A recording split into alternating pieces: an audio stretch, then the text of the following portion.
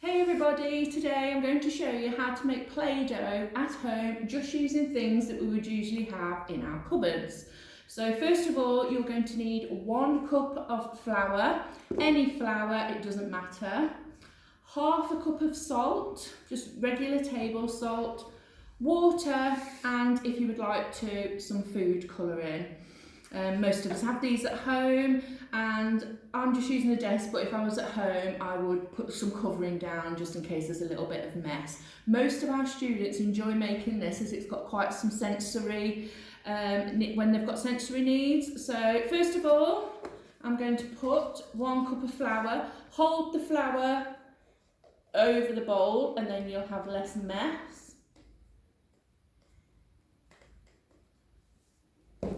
There we go. You can use the same cup then to use your salt.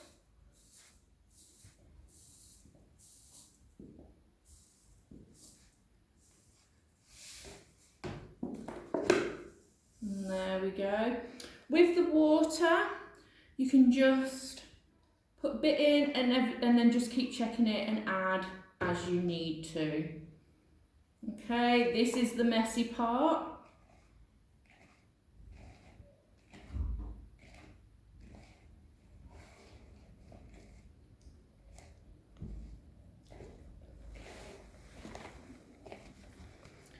If you need to add more flour, which I think I might do, I've put a bit too much water in there, that's fine.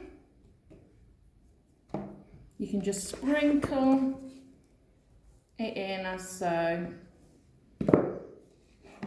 You know, if you want to make more, just add the flour and water as you go. So you're just going to try and get a consistency where it all sticks together. Tiny bit more water.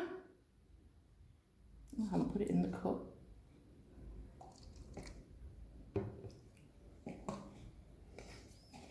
And there we go.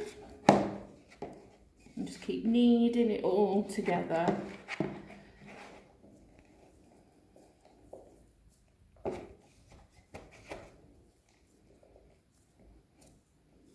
It's quite messy and it feels really nice.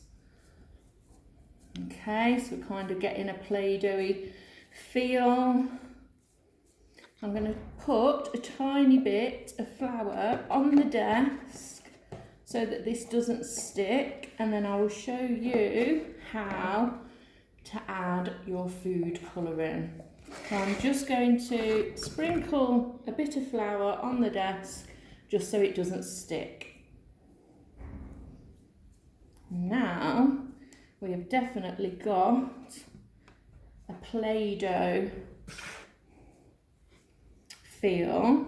So then you would put it there, try and make a little well, a little hole, get your food colouring and pour it in there. This saves it getting all over your fingers because food colouring is a little bit hard to wash out. This is why you might need to put some covering down, just so I don't want anyone ruining their best tables or worktops at home. And then carry on kneading it. Obviously, because this makes it more moist, you might need a tiny little bit more flour. There we go.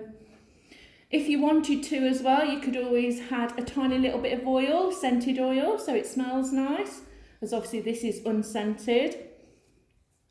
And there you go. That is completely lovely. Just squidge.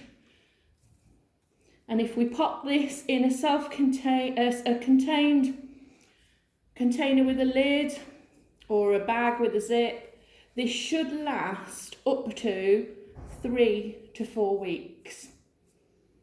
And like I say, most of us have these things in our cupboards at home.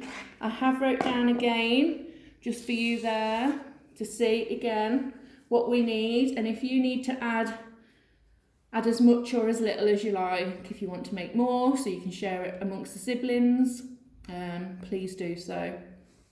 Okay, well that's it. Enjoy and see you for now. Bye.